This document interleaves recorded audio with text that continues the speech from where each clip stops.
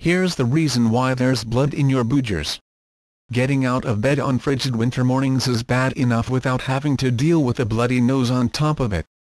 But with all the harsh breathing we're doing during the day and the dry cold air and our tendency to crank up the heat at night, it's a pretty common issue.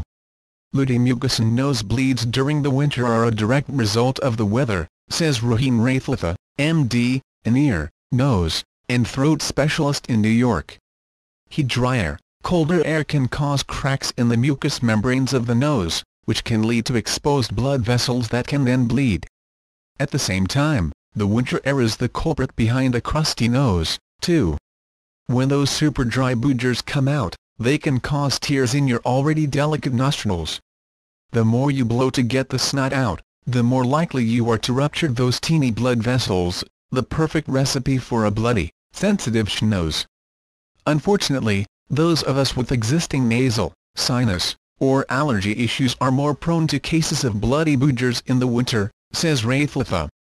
Nasal linings are already inflamed at baseline, and thus, the nose doesn't humidify and moisturize air as well, he says. So other than pack up and move to the hot, humid tropics, what can you do about it? Moisturize, moisturize, moisturize. Start with the air you're breathing all night and get a humidifier.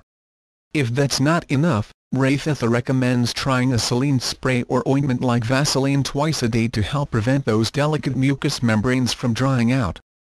If you still find yourself getting blindsided by bloody noses in the winter, use a decongestant spray like Afrin or Nusinephrin.